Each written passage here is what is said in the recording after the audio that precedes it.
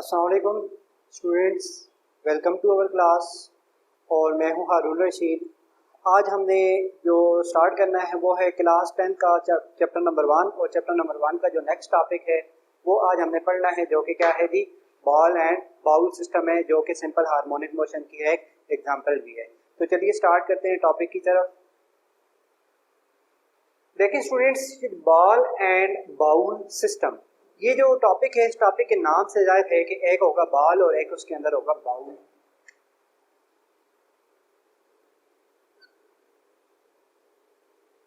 Students, ये जिस तरह के आपको नजर आ रहा है, ये एक बॉल है और उसके ये जो सॉरी एक बाउल है और उसके अंदर मैंने दरमियान में क्या रख दिया है, एक बाल रख दिया है जिसका मास क्या है, एम है, जो कि बाउल के बिल्कुल सेंटर में पड़ा हुआ है।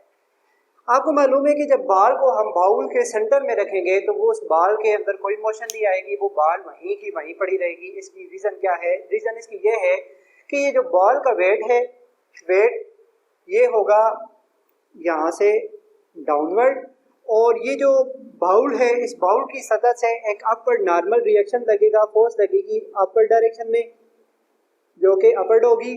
वेट बॉल का नीचे की तरफ और रिएक्शन नॉर्मल रिएक्शन अपवर्ड की तरफ, दोनों एक दूसरे को कैंसिल करेंगे तो बॉल के ऊपर नेट कोई फोर्स नहीं लगेगी, तो बॉल क्या होगा, सेंट्रल पोजीशन में रुका रहेगा। अब हम क्या करते हैं, इस बॉल को यहां से एक पोजीशन ए पर लेके जाते हैं। जब बॉल को आप सेंट्रल पोजीशन ए पर लेके जाएंगे, सेंट्रल पोजीशन ओ से पोजीशन ए पे लेके जाएंगे, तो क्या होगा, अब यहाँ से जब आप इस बॉल को रिलीज करेंगे तो ये यहाँ पे रेस्ट पे नहीं रहेगा, लेकिन बल्कि क्या करेगा, ये यहाँ से मोशन स्टार्ट करेगा। और मोशन इसकी इस तरह से होगी कि जितना जितना ये बॉल मेन पोजीशन की तरफ आता जाएगा, उतनी उतनी इसकी स्पीड बढ़ती जाएगी। अब ये बॉल यहाँ पे आके रुकेगा नहीं, क्योंकि बॉल के अंदर इनर्शिया है। इनर्शिया किसी बॉडी की वो सलाहियत होती है कि जो अपनी रेस्ट या यूनिफॉर्म मोशन में अपनी स्पीड को क्या करना चाहती है, कंटिन्यू करना चाहती है। तो क्योंकि ये बॉल के अंदर मास है, इसका इनर्शिया होगा, तो ये इनर्शिया की वजह से यहाँ पे आके रुकेगा नहीं, लेकिन अपनी मोशन को कंटिन्यू करते हुए पोजीशन बी पर पहुंच जाएगा। ये इस बॉल की पोजीशन बी है। अब ये पोजीशन बी की तरफ या ओ से पोजीशन बी की तरफ जाते हुए इस बॉल की स्पीड कम होना शुरू हो जाएगी और जाके एक्सट्रीम पोजीशन में बॉल फिर दोबारा जाके रुकेगा। अब ये जब यहाँ से रुकेगा तो फिर रीस्टोरिंग फोर्स की वजह से ये वापस आएगा। स्टूडेंट्स याद रखना कि रीस्टोरिंग फोर्स कौन सी फोर्स होती है, वो फोर्स जिसकी वजह से कोई बॉडी सेंट्रल पोजीशन या मेन पोजीशन के गिर्द क्या कर रही होती है, वाइब्रेट कर रही होती है। उस पोजीशन को हम क्या कहते हैं, उस फोर्स को हम क्या कहते हैं, रीस्टोरिंग फोर्स कहते हैं। तो ये यहाँ पे इस सिचुएशन में जो रीस्टोरिंग फोर्स का किरदार अदा करेगा वो इस बॉडी का वेट होगा, जो कि किसके इक्वल होता है, weight is equal to mg। Weight is equal to mg। ये जो वेट है, ये वेट असल में होता क्या है, वेट बॉडी की वो फोर्स होती है, बॉडी के ऊपर लगने वाली जो जमीन बॉडी के ऊपर लगाती है। मिसाल के तौर पर ये पेन है, तो इस पेन को जमीन जितनी फोर्स से अपनी तरफ अट्रैक्ट कर रही है उसको हम क्या कहते हैं, बॉडी का वेट कहते हैं। तो ये जो बाउल है, सॉरी ये जो बॉल है, इस बॉल का जो वेट होगा वो चूंकि डाउनवर्ड होगा, तो इसकी वजह से ये बॉल क्या करेगा, यहाँ पे रुकेगा नहीं, बल्कि मूव करेगा टुवर्ड द मीन पोजीशन। तो ये दोबारा मीन पोजीशन पे आएगा और मीन पोजीशन आके फिर दोबारा नहीं रुकेगा, ये एक्सट्रीम पोजीशन बी पे चला जाएगा। तो ये इस तरह से अपनी मोशन को कंटिन्यू रखेगा। अब इस दौरान क्या होगा कि जब ये मैंने यहाँ से इसको यहाँ पे लेके आया था तो मैंने इसको एक एनर्जी दी थी, अब वो एनर्जी यूटिलाइज कर रहा है और अपनी मोशन को कंटिन्यू रखे हुए है।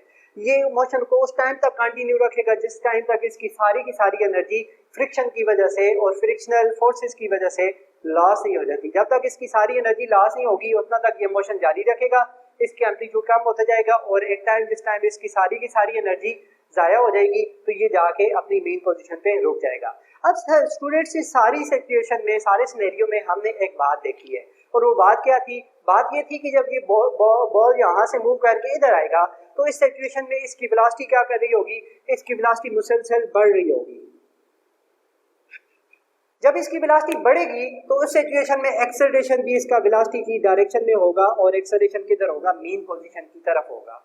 अब यहाँ से ये बॉल मूव करके इधर एक्सट्रीम पोजीशन बी पर जाएगा तो इसकी वेलोसिटी क्या होना शुरू हो जाएगी, कम होना शुरू हो जाएगी। और स्टूडेंट्स की बात हमने पहले भी की हुई है कि जब वेलोसिटी बॉल की कम होना शुरू होती है तो उसका एक्सेलरेशन की डायरेक्शन अपोजिट हो जाती है। तो एक्सेलरेशन अपोजिट होने की वजह से एक्सेलरेशन की डायरेक्शन किधर होगी, मेन पोजीशन की तरफ। यहाँ से ये वापस जब रिस्टोर करेगा तो इसकी वेलोसिटी फिर बढ़ेगी। तो जब वेलोसिटी बढ़ रही होगी तो उस सिचुएशन में एक्सेलरेशन इसका वेलोसिटी की डायरेक्शन में होगा। ये वेलोसिटी की डायरेक्शन में शो कर रहा हूँ, और ये डायरेक्शन में एक्सेलरेशन की शो कर रहा हूँ। तो ये एक्सेलरेशन और वेलोसिटी सेम डायरेक्शन में होंगे। जब बॉल यहाँ से वापस जाएगा तो इसकी वेलोसिटी कम हो रही होगी और एक्सेलरेशन इसका किधर होगा, मीन पोजीशन की तरफ, और वेलोसिटी इसकी किधर होगी, उधर। तो इस सारी सिचुएशन में कंप्लीट राउंड ट्रिप में अगर आप देखें तो एक्सेलरेशन इसका कहाँ है, एक्सेलरेशन इसका मीन पोजीशन की तरफ है। तो ऐसा मोशन ऐसा वाइब्रेटरी मोशन जिसमें एक्सेलरेशन जो बॉडी का होता है वो directed toward the mean position हो और एक्सेलरेशन डिस्प्लेसमेंट के डायरेक्टली प्रोपोर्शनल हो, इस तरह के मोशन को आप सिंपल हार्मोनिक मोशन कहते हैं। तो इससे हमें पता चला कि ये जो बॉल एंड बाउल सिस्टम है ये सिंपल हार्मोनिक मोशन की एक और एग्जांपल थी। अच्छा जी, इसके बाद हमारा नेक्स्ट टॉपिक है बॉल एंड बाउल सिस्टम के बाद सिंपल पेंडुलम। तो चलिए स्टार्ट करते हैं सिंपल पेंडुलम।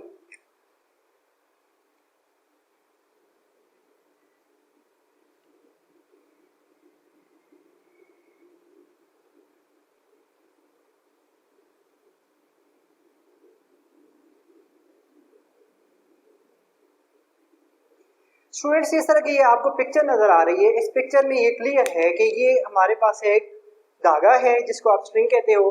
इस धागे के साथ एक गोली हमने अटैच की हुई है और इसको एक रिजिड सपोर्ट के साथ क्या कर दिया है, हैंग कर दिया है। तो ये जो हमारे पास पूरा जो सिस्टम होता है इसको हम सिंपल पेंडुलम कहते हैं। तो हम देखते हैं कि ये जो सिंपल पेंडुलम है ये किस तरह से सिंपल हार्मोनिक मोशन होता है। ये जो हमारा इस बुक में जो टॉपिक है, इस टॉपिक का मकसद ये है कि ये जो आपका सिंपल पेंडुलम है ये भी एक सिंपल हार्मोनिक मोशन की एग्जांपल है।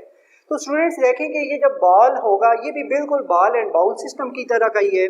बॉल जब पोजीशन ओ पर होगा तो उस सिचुएशन में क्या होगा कि यहाँ पर इसकी कोई मोशन नहीं होगी। बॉल का जो वेट होगा यहाँ से डाउनवर्ड और स्ट्रिंग की ये जो फोर्स होगी जिसको आप टेंशन कहते हैं ये किधर होगी, अपवर्ड डायरेक्शन में। दोनों एक दूसरे को कैंसल आउट करेंगी और बॉल यहाँ पे रोका रहेगा। अब हम क्या करेंगे, बॉल को यहाँ से पकड़कर पोजीशन ए पर लेके आएंगे। जब बॉल को हम पोजीशन ए पर लेके आएंगे तो यहाँ पे जब हम इसको रिलीज करेंगे तो अब ये यहाँ पे वापस नहीं रुकेगा बल्कि ये वापस जाएगा। तो यहाँ पे क्वेश्चन पैदा होता है कि ये बॉल वापस क्यों जाता है। तो स्टूडेंट्स, ये बॉल वापस जाने की रीजन इसमें रीस्टोरिंग फोर्स है और जो रीस्टोरिंग फोर्स का किरदार अदा करेगा यहाँ पे इस बॉल का वेट होगा। यहाँ से वेट आपको याद रखें कि ये जो वेट होता है ये हमेशा डाउनवर्ड डायरेक्शन में होता है। तो ये जो वेट क्योंकि डाउनवर्ड डायरेक्शन में है, अगर हम इसके कंपोनेंट्स बनाएं तो इस वेट के दो कंपोनेंट बनेंगे। ये कंपोनेंट आप रेक्टेंगुलर कंपोनेंट डिटेल में जब क्लास 9 में पढ़ के आए हैं। तो यहाँ से अगर कंपोनेंट बनाएं तो इसके दो कंपोनेंट बनाएंगे। अगर ये एंगल थीटा हो तो ये सामने वाला जो इसका कंपोनेंट होगा ये mg साइन थीटा होगा और ये जो कंपोनेंट होगा ये क्या कहलाएगा, mg cos थीटा।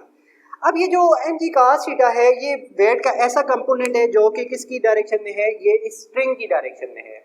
तो ये जो वेट का कंपोनेंट होगा mg cos थीटा ये स्ट्रिंग में टेंशन की वजह से कैंसिल आउट हो जाएगा और जो फोर्स का कंपोनेंट होगा या वेट का कंपोनेंट होगा mg sin थीटा, इसकी वजह से क्या होगा, ये मोशन करेगा। चूंकि इसकी डायरेक्शन यहाँ से अगर देखें तो इधर है, यहाँ से अगर मैं शो कर दूं तो ये डायरेक्शन किसकी बनती है, ये डायरेक्शन आपकी बनती है mg sin थीटा की। तो जो कि किधर है, मीन पोजीशन की तरफ है। तो ये जो है ये फोर्स का किरदार अदा करेगा रिस्टोरिंग फोर्स का और इसकी वजह से बॉल क्या करेगा, मीन पोजीशन की तरफ मूव करेगा। मीन पोजीशन कौन सी, पोजीशन ओ की तरफ। अब यहाँ पे आके फिर वही सिचुएशन है कि बॉल यहाँ पे आके रुकेगा नहीं। क्यों नहीं रुकेगा, क्योंकि बॉल के अंदर इनर्शिया है। इनर्शिया की वजह से बॉल यहाँ से मूव करके एक्सट्रीम पोजीशन बी तक जाएगा। एक्सट्रीम पोजीशन बी पर पहुंचने के बाद ये बॉल वापस रिस्टोर करेगा और किधर चलेगा, मीन पोजीशन की तरफ। तो इस सारी सिचुएशन में भी बॉल जब मीन पोजीशन की तरफ आ रहा होगा तो इसकी स्पीड बढ़ रही होगी और ये जब वापस एक्सट्रीम पोजीशन ए या बी की तरफ जा रहा होगा तो उसकी स्पीड कम हो रही होगी। तो चूंकि मीन पोजीशन के आते हुए स्पीड इसकी ज्यादा हो रही होती है, लिहाजा इसका एक्सेलरेशन भी किधर होगा, मीन पोजीशन की तरफ से होगा और इस मीन पोजीशन की तरफ वेलोसिटी मीन पोजीशन की तरफ बढ़ती है, लिहाजा इसका एक्सेलरेशन भी किधर होगा, मीन पोजीशन की तरफ होगा। तो कोई भी ऐसा वाइब्रेटरी मोशन जिसमें एक्सेलरेशन किधर होता है, मीन पोजीशन की तरफ होता है, उस वाइब्रेटरी मोशन को आप क्या कहते हैं, सिंपल हार्मोनिक मोशन कहते हैं। तो ये अगर आप इस टॉपिक को यहाँ बुक से डिटेल से रीड आउट करें तो ये बहुत इजीली आपको अंडरस्टैंड हो सकता है। और अगर इसको आपने तैयार करना है तो आप कोई भी नोट्स वगैरह फॉलो कर सकते हैं, बुक से भी तैयार कर सकते हैं। दूसरी चीज़, एक स्टूडेंट्स छोटी सी जो इस बुक के आखिर में लिखी हुई है वो लिखा हुआ है time period of simple pendulum.